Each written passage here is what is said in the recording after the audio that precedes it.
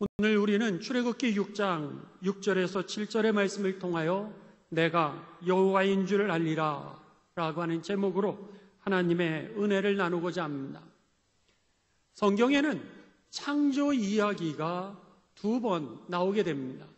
첫째는 창세기에 나오게 되고 두 번째는 출애굽기에 나오게 됩니다. 창세기에 나오는 창조의 이야기는 세상과 인류를 창조하시는 창조의 말씀이 나오고, 출애굽기는 민족이 창조가 되는 그 민족의 창조의 말씀이 나오게 됩니다. 특별히 오늘 우리들이 함께 보실 이 출애굽기는 두 번째 창조에 관한 말씀입니다. 이스라엘이라고 하는 하나님의 민족이 어떻게 탄생하는가, 이거를 위하여서 출애굽기에는 두 가지 커다란 사건이 나오게 됩니다. 첫 번째 사건은 출애굽이라고 하는 사건이요, 이것이 출애굽기는 40장으로 되어 있는데 1장부터 19장까지의 내용이고 20장부터 40장까지의 내용은 이스라엘 백성들이 하나님의 백성이 되겠다라고 계약을 하는 십계명을 비롯한 계약의 법전의 내용입니다. 그래서는 이 출애굽 사건과 이 십계명을 받게 되는 계약 두 가지의 사건을 중심으로 이제 출애굽기는 우리들에게 하나님의 메시지를 전달해 주고 있는데요, 우리가 하나님의 백성이 되기 위해서는 반드시 해야 되는 것이 있습니다. 그게 뭐냐면 하나님을 알아야 된다라고 하는 겁니다. 출애굽기 20장은 이제 십계명의 말씀입니다. 이스라엘 백성들을 이제 애굽의 종살이에서 해방을 시키신 이후에 그들은 광야를 거쳐가지고 시내산에 도착하게 됩니다. 시내산에 도착해서 그들이 이제 이 하나님의 이 계명을 받게 되고, 그리고 그 안에서 계약을 맺게 되는 겁니다. 그랬는데 이 출애굽기의 핵심의 메시지는 우리가 하나님의 백성이 되기 위해서는 하나님을 알아야 된다라고 하는 것이 그 핵심 메시지입니다. 우리는 출애굽의 사건은 잘 알고 있습니다. 또 시내산에서 그 하나님의 계명을 받는 사건도 우리들은 참 잘 알고 있습니다. 그렇지만 정작 출애굽기의 가장 중요한 핵심 메시지는 하나님이 누구신지, 그 하나님을 잘 알아야 우리가 하나님의 백성이 될 수 있고요, 그리고 하나님과 계약을 체결하게 되면서 그 계약의 그 약속 그대로 축복을 받을 수 있게 된다라고 하는 그런 내용이었던 것입니다. 오늘 본문 말씀이 바로 이 출애굽기 40장의 내용을 핵심적으로 모아놓고 있는 그 말씀 중에 하나입니다. 자, 출애굽기 6장 6절부터 우리들이 다 같이 보시도록 하겠습니다. 그러므로 이스라엘 자손에게 말하기를 나는 여호와라. 먼저 계약을 할 때 하나님이 누구신지를 가르쳐 주시는데 여호와라 그랬습니다. 여호와라라고 하는 이 단어는 야훼라고 하는 그런 단어입니다. 하나님의 이름을 이제 기록하고 있는 단어죠. 혹은 여호와. 그랬는데 이 단어는 주인이라고 하는 뜻입니다. 쉽게 얘기하면 내가 너의 삶의 주인이야, 이런 뜻이죠. 그러면서 내가 애굽 사람의 무거운 짐 밑에서 너희를 빼내며 그들의 노역에서 너희를 건지며 편팔과 여러 큰 심판들로서 너희를 속량하여, 여기에 속량이라고 하는 것을 구해냈다라고 하는 표현이죠. 그러니까 출애굽기 1장부터 19장까지 나와 있는 이집트 백성들 종살이에서 430년 동안 이제 이 고난 가운데 있었던 그들을 모세를 통하여서, 홍해 사건을 통하여서 구원해냈던 이 사건을 지금 요약을 하고 있는 겁니다. 나는 여호와라, 이렇게 말씀을 하시면서 내가 너희를 그 애굽의 종살이에서 구해냈어, 그 말씀을 하시는 거죠. 7절입니다. 너희를 내 백성으로 삼고 나는 너희의 하나님이 되리니, 이것이 바로 계약입니다. 이제 하나님과 이스라엘 백성들이 계약을 맺는데 당신은 나의 하나님이 되시고 내 삶의 주인이 되시고 우리는 하나님을 섬기는 백성이 되겠습니다. 이렇게 계약하는 내용, 바로 출애굽기 20장부터 40장까지의 내용을 요약을 하고 있는 겁니다. 그러면서 계속해서 말씀하십니다. 너희를 내 백성으로 삼고 나는 너희의 하나님이 되리니 나는 애굽 사람의 무거운 짐 밑에서 너희를 빼낸 너희의 하나님 여호와인 줄을 너희가 알지라 그랬습니다. 계약을 하면서 하나님께서 다시 한번 뭐라 그러시냐면 너희의 하나님 여호와인 줄을 너희가 알아야 하느니라, 이렇게 말씀하고 있는 겁니다. 하나님은 내가 누구인지 너희의 삶의 주인이야, 이렇게 말씀하시면서 그들과 계약을 맺으면서 뭐라 그러세요? 내가 너희의 여호와 하나님됨을 너희들은 알아야지만 돼, 이렇게 그 계약서의 마지막 사인을 하기 전에 확인을 하고 있는 것입니다. 여기에 주인이라고 하는 거, 하나님이라고 하는 단어는 여러분 다른 말로 쉽게 표현한다면 모든 권한을 가지고 있는 존재라고 하는 그런 뜻이죠. 또 다른 말로는 주인 밑에 있는 사람들에 대해서 먹을 것을 책임지는 사람이라고 하는 겁니다. 그들의 입을 것을 책임지는 사람이라는 거예요. 그러니까 내가 너희의 삶의 주인이야 라고 하는 것은 모든 것의 주권이 나에게 있을 뿐만이 아니라 너희들의 삶 속에 먹을 것, 입을 것, 그 모든 것도 내가 책임질 거야, 이렇게 하나님께서 그들에게 자신이 누구인지를 가르쳐 주시는 겁니다. 그러자 그 하나님을 만나면서 이스라엘 백성들이 계약에 사인을 하는 거죠. 그 사인을 할 때 너희들은 내가 여호와 하나님이라고 하는 것을 반드시 알아야만 해, 이렇게 오늘 본문 말씀에서 이야기를 하는 겁니다. 왜 이스라엘 백성들이 하나님과 계약을 했을까요?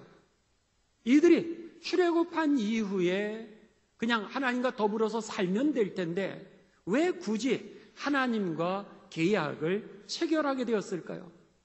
그것은 그 당시에 여러분 동맹이라고 하는 것이 아주 보편적인 사건이었습니다.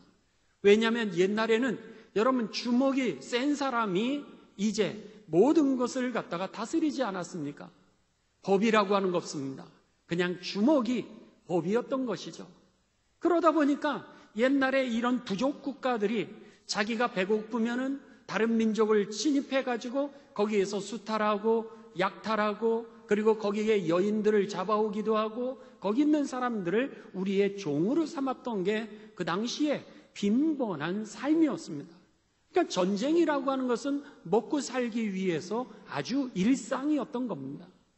그런데 이들에게 있어서 누군가와 내가 동맹을 한다라고 하는 것은 그 큰 힘이 센 사람하고 동맹을 하면 어떻게 되는 거예요? 그 사람이 우리를 지켜줄 거니까 사소한 싸움에 그들이 이제 염려를 하지 않아도 되는 겁니다. 그러니까 나를 보호하기 위하여서 다른 큰 나라라든지 힘센 사람과 동맹을 하는 거예요.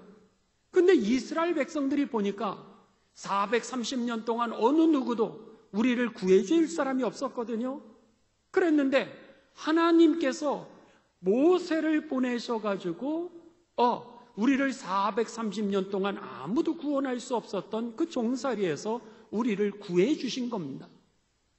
그러자 하나님이 우리하고 동맹을 맺는다면은 우리는 안전할 수 있겠구나, 이런 생각이 들었던 겁니다. 그러니까는 출애굽기 20장에서 10계명과 더불어서 613계명이나 되는 계명에 저들이 이제 사인을 하는 겁니다. 당신은 우리의 하나님이 되고 우리는 당신을 왕으로 모시고 당신을 주인으로 모시면서 우리는 그 백성으로 살아가겠습니다. 이렇게 사인하는 것이 오늘 본문 말씀이었던 겁니다. 그러니까 이스라엘 백성들은 하나님하고 계약을 하게 되는 것이죠. 만일 여러분 이 계약을 갖다가 우리가 잘못하게 되면 어떻게 되는 거예요? 누군지 모르고 계약을 하게 되면 망하는 겁니다. 그러니까는 하나님께서는 이스라엘 백성들을 그 애굽의 종살이에서 구해내신 다음에 그들에게 하나님이 누구신지를 세밀하게 가르쳐 주셨던 사건이 바로 광야의 사건이었던 겁니다. 여러분, 이 신문에도 지난 주간에도 그런 이 사기 사건이 신문에 커다랗게 났었습니다. 어떤 분이 이제 이 계약을 하는데 1억 원이라고 하는 돈을 내고서 이 건물을 계약을 했습니다. 그랬는데 이 건물을 계약하면서 그가 사기를 당했는데 그 건물의 계약이 6개월밖에 남지 않았다는 거예요. 그 집주인하고 계약은 그 건물 주인에게는 6개월밖에 남지 않았는데 그냥 그 가게를 인수하면서 그것을 잘 모르고 계약을 함으로 인하여서 그냥 홀라당 그의 재산을 빼앗겼던 그런 사건도 있었습니다. 그뿐만 아니라 지난주에 나왔던 그 사기 사건은 이런 사건이었습니다. 이제 이 100억 원대의 사기 사건이었는데요. 이것은 대구에 있는 어떤 사람이 이제 폰지 사기라 그러죠. 폰지 사기. 그러니까 신규 투자자들에게 돈을 갖다가 주식을 이제 잘해주겠다라고 그렇게 이야기를 해놓고 나서 신규 투자자들을 모았습니다. 그리고 나서 기존의 투자자들에게 신규 투자자의 그 투자금을 가지고서 그들에게 돌려막기 하는 식으로 이자를 한동안 주었던 겁니다. 예를 들면 2천만 원을 어떤 사람이 투자를 했습니다. 그러면은 이 주식에서 이윤을 남겨서 그 이윤을 돌려줘야 되는데 그게 아니라 사기치는 이 사람은 2천만 원이라고 하는 것을 투자한 사람에게 매달 10%씩 200만 원을 그에게 이득금이라 그러면서 자꾸 주었습니다. 근데 알고 봤더니 다른 사람이 신규 투자를 할 때 그 돈으로 돌려막기를 하는 그런 사기 수법이었던 거죠. 이것을 갖다가 다단계 이 사기 수법 혹은 폰지 사기 이렇게 얘기를 하는 겁니다. 이렇게 해가지고 이 사람은 나이가 35살밖에 되지 않았는데 그가 슈퍼카 같은 이 고가의 슈퍼카를 타고 다니면서 마치 뛰어난 주식 투자가인 것처럼 그렇게 사람들에게 착시를 일으켰습니다. 그리고 나서 사람들에게 투자를 받아가지고는 결국 여러분 어느 정도냐면 160명이 투자를 하게 되었고 합치면 약 100억 원의 돈이었다라고 하는 겁니다. 어떤 사람은 혼자서 25억이라고 하는 돈을 투자를 해서 몇 달간 그냥 그 10% 막 이런 식으로 돈을 받다가 홀라당 재산을 잃어버리고 말았다라고 하는 겁니다. 이런 사기는 여러분 지난 주간에 발표되었던 이런 신문의 그런 이야기만이 아니라 이미 10년 전에 조희팔이라고 하는 큰 사기꾼을 우리들은 경험하실 겁니다. 그는요 여러분 5조 원이었습니다. 그때에 그 조 씨에게 투자한 사람이 7만여 명이었습니다. 7만여 명에다가 그가 5조 원이라고 하는 어마어마한 돈을 갖다가 이제 신규 투자자의 그 돈을 신규 투자자들에게 기존 투자자의 돈을 갖다가 이렇게 주면서 이자를 마치 주는 것처럼 해가지고는 결국은 2,900억 원을 챙겨서 그냥 사라지고 말하지 않았습니까? 이미 옛날부터 지금까지도 되어온 수법이었는데 여지껏 그 사기를 당하고 있고요. 그리고 건물을 계약을 하더라도 그렇게 어려움을 당했던 것은 그 사람이 그것을 갖다가 정확하게 알지를 못하고 계약했기 때문이라고 하는 겁니다. 그러다 보니까는 여러분 이 계약을 해놓고 나서는 이번에 청와대 계약을 취소해달라고 하는 그 청원까지 올라왔죠.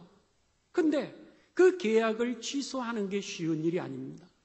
그러다 보니까는 계약을 취소하면 막대한 피해를 얻기도 하고 계약을 취소하지 않으려니 앞으로도 계속해서 어려움을 당할 수도 있고 그러니 이게 여러분 정확하게 알고 그리고 정확한 사람을 여러분 찾아가셔서 그분하고 여러분 중개인을 통하여서 정확하게 해야 이것이 합당한 것이지 그렇지 않고 뒷근형으로 그냥 수섬수섬해서 일이 되어지는 게 아니라고 하는 것입니다. 오늘 여기에서 이 사기들의 공통점은 뭐였어요? 오늘 알지를 잘 못했다라고 하는 겁니다. 마찬가지입니다. 우리가 하나님의 백성이 되겠다라고 하나님과 계약을 하게 됩니다. 그런데 하나님이 누구신지를 우리가 잘 모른다면 오히려 여러분 하나님하고 계약하면서 우리는 파멸에 이르게 될 것입니다. 하나님으로부터 심판을 오히려 받게 될 것입니다. 또 우리가 하나님이 누구신지를 모르니까는 하나님과 계약을 안 맺는 겁니다. 내 삶을 지켜주실 수 있는 분, 나를 도와주실 수 있는 분, 나를 구원해 주실 분이라고 하는 그것에 대한 확신이 없게 되면 알지를 못하니까 사람들이 하나님에 대해서 계약을 하지 못하는 거죠. 그런 면에 있어서 여러분, 우리가 하나님에 대해서 다른 사람에게 알려주는 것을 우리는 뭐라 그래요? 전도, 선교라고 하는 겁니다. 그분이 누구신지를 잘 알려주실 수 있는 그런 삶이 되시기를 주님의 이름으로 축원합니다. 그들이 복받는 길인 거예요. 우리들의 자녀들이 복받는 길인 것입니다. 우리들의 친척들이 복받는 길이요, 또 우리의 이웃들이 복받는 길입니다. 반면에 그 하나님에 대해서 우리가 잘 모른다면 여러분, 오늘 우리들의 삶은 하나님의 보호를 전혀 받지 못하게 될 것이라고 하는 겁니다. 그래서 우리가 하나님에 대해서 잘 알아야 되는데, 잘 아는 것을 갖다가 여러분 전문 용어로 뭐라 그러면 인지하여 알게 됨, 경험해서 알게 된다라고 하는 사실을 인지공식, 이렇게 얘기합니다. 출애굽기에 보면 이런 인지공식이 계속해서 나오게 됩니다.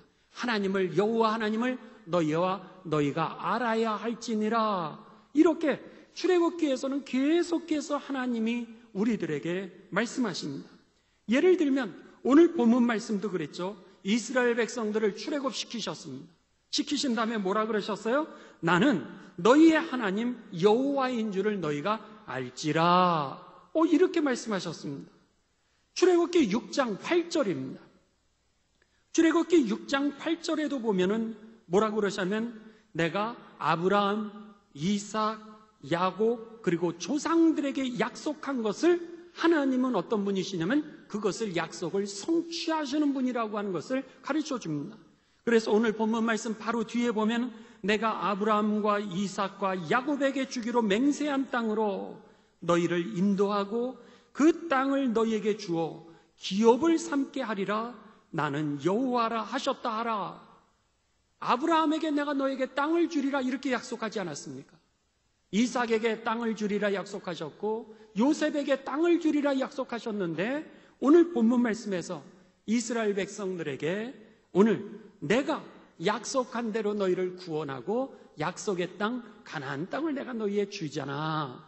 그러니까 그분이 누구야? 약속을 했던 것을 반드시 성취하시는 여호와 하나님이야. 이렇게 해서 인지공식, 깨달아, 사건을 통하여 깨달아 알게 하는 공식이 또 나오고 있습니다. 또 출애굽기 7장 17절입니다. 이번에는 그들을 구원해 내기 위하여서 그들에게 행하신 하나님의 그 10가지 재앙의 사건들입니다. 그 중에 7장 17절은 물이 피가 되는 재앙입니다. 여호와가 이같이 이르노니 내가 이로 말미암아 나 여호와인 줄을 알리라. 그러면서 뭐라 그래요? 볼지어다 내가 내 손에 지팡이로 나일강을 치면 그것이 피로 변하리라. 사건을 통하여서 하나님이 누구신지를, 또 출애굽기 8장 10절에는 개구리 재앙을 하나님이 내리시게 됩니다. 두 번째 재앙이죠. 바로에게 내리시는 그 두 번째 재앙을 통하여서 그가 바로입니다. 이르되 내일이니라. 모세가 이르되 왕의 말씀대로 하여 왕에게 우리 하나님 여호와와 같으신 이가 없는 줄을 알게 하리니. 왕이 만일 거짓말을 하게 된다면, 왕이 만일 하나님과의 약속을 지키지 않게 된다면 개구리의 재앙의 당신에게 임하게 될 것일 뿐만 아니라 애굽 땅 전역에 이 재앙이 임하리라. 이렇게 경고를 하고 있는 겁니다. 하나님은요 재앙을 내리시는 분이시라는 거예요. 또 그뿐입니까? 우박의 재앙, 자연을 다스리시는 분도 하나님이시라고 하는 겁니다. 7번째 기적이죠. 출애굽기 9장 14절에 보면 내가 이번에는 모든 재앙을 너와 네 신하와 네 백성에게 내려 온 천하에 나와 같은 자가 없음을 내게 알게 하리라. 그래. 온 천하에 나와 같은 신이 없음을 내가 너희들에게 알게 하리라. 이러면서 이번에는 우박의 재앙을 내리시는 겁니다.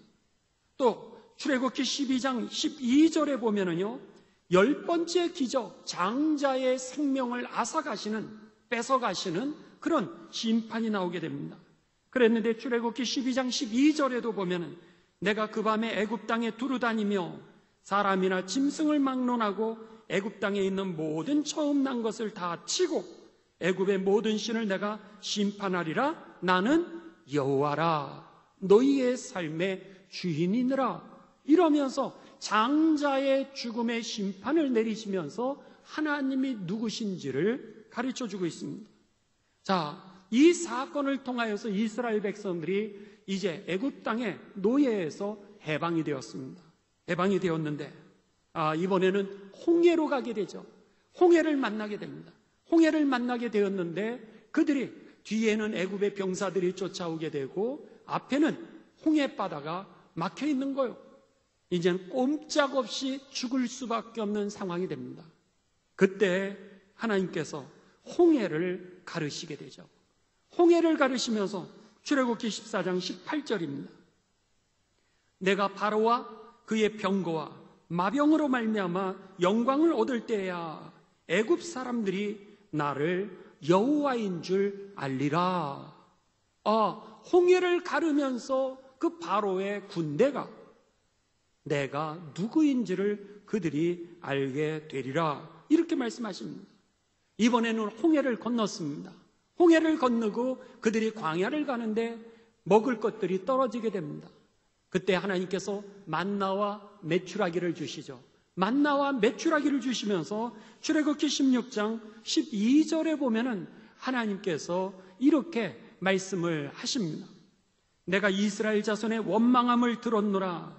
그들에게 말하여 이르기를 너희가 해질 때에는 고기를 먹고 아침에는 떡으로 배부리니 내가 여호와 너희의 하나님인 줄 알리라 하라 하시니라 그랬습니다. 여러분, 이 사건들을 보십시오. 시간마다 사건마다 하나님께서 개입하셔서 그들에게 그 역사를 이루시면서 그리고는 하나님인 줄 깨달아 알도록 하셨다라고 하는 겁니다. 이게 바로 출애굽기의 주제입니다.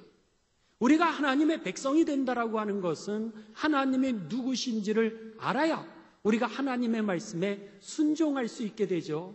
하나님이 누구신지를 모르면 여러분, 우리는 하나님에게 순종할 수 없다라고 하는 겁니다. 우리는 출애굽과 같은 큰 사건만을 기억하고 있습니다. 그런데 구원자 하나님, 그냥 막연한 하나님으로 우리가 알고 있는데 큰 문제가 생기면 하나님 앞에 나와서 기도를 하게 되는데 여러분, 짜잘한 문제들, 예를 들면 목이 마른 거요. 이런 목마른 문제 물도 주실까? 배가 고픈 거요. 배가 고픈데 정말로 먹을 거 주실까? 이 물음에 대하여서 우리는 확신이 없는 적이 얼마나 많은지 모릅니다.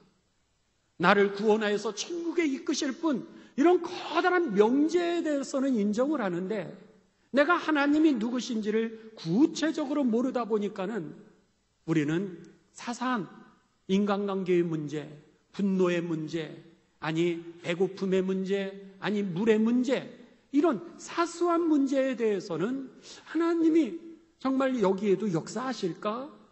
이런 이 의심과 불안이 우리들의 삶을 다스리는 적이 얼마나 많은지 모릅니다. 여러분, 우리가 왜 예수님을 믿으면서, 왜 하나님을 믿으면서도 그렇게 불안해 하십니까? 그 이유는요, 오늘 하나님에 대해서 잘 알지 못하기 때문인 것입니다. 우리가 예수님을 믿으면서 여러분, 왜 자꾸 믿음에 의심이 생기는 겁니까? 그것은 예수님이 누구신지 잘 알지 못하기 때문이었던 거죠.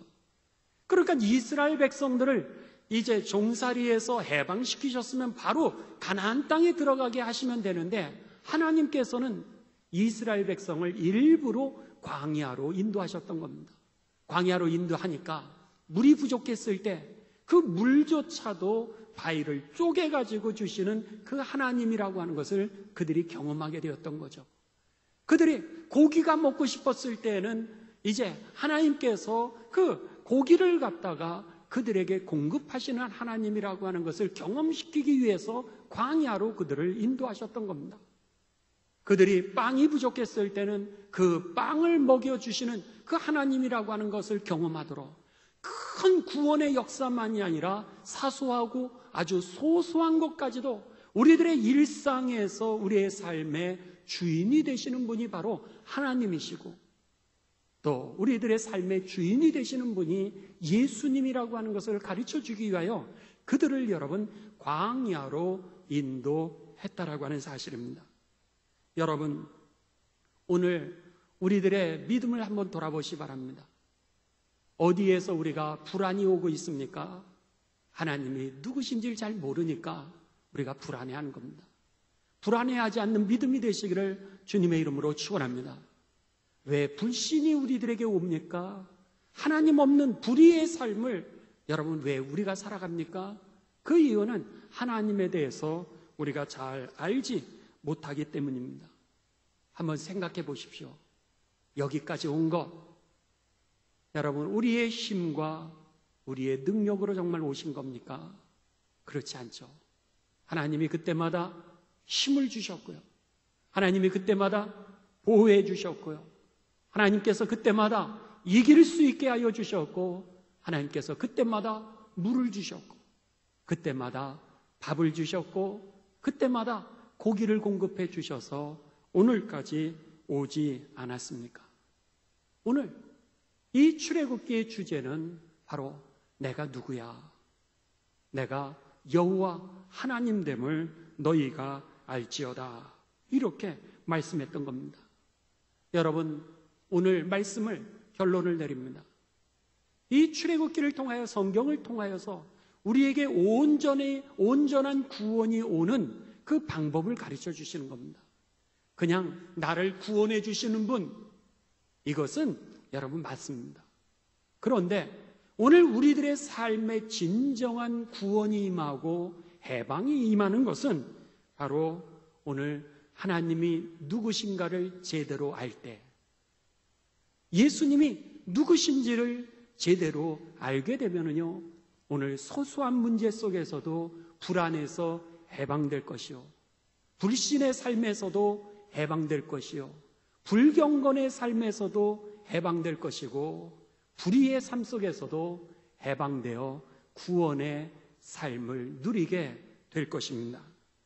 그래서 호세아 선지자는 우리들에게 호세아서 4장 6절에 이렇게 선포했습니다.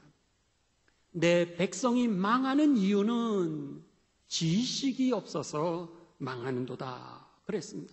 하나님에 대한 지식이 없어서 그들이 하나님을 배신하고, 하나님에 대한 지식이 없어서 그들이 우상을 섬기게 되는 것이고, 하나님을 몰라서 그들이 오늘 사람을 의지하게 되는 것이고, 하나님을 몰라서 환경을 의지하다가 결국 우상을 섬겨 망하게 되었도다. 그런 표현입니다. 내 백성이 지식이 없음으로 망하는도다. 내가 지식을 버렸으니 나도 너를 버려 내 제사장이 되지 못하게 할 것이요, 네가 네 하나님의 율법을 잊었으니 나도 내 자녀들을 잊어버리라. 하나님께서 내 자녀들까지도 나도 잊어버릴 것이라고 그렇게 말씀하였던 겁니다. 그뿐입니까? 여러분, 잠언 10장 21절에 보면 잠언 기자가 세상을 살아가는 방법에 대하여서 우리들에게 가르쳐주는 게 잠언 아닙니까? 세상의 문제를 풀어가는 법, 그리고 세상을 잘 살아가는 방법이 잠언인데, 잠언 기자가 이렇게 선포합니다. 의인의 입술은 여러 사람을 교육하나 미련한 자는 지식이 없어 죽느니라 그랬습니다. 여호와 하나님에 대한 그 지식, 여러분 어떤 지식이죠? 하나님이 우리의 삶의 주인 되신다라고 하는 지식입니다.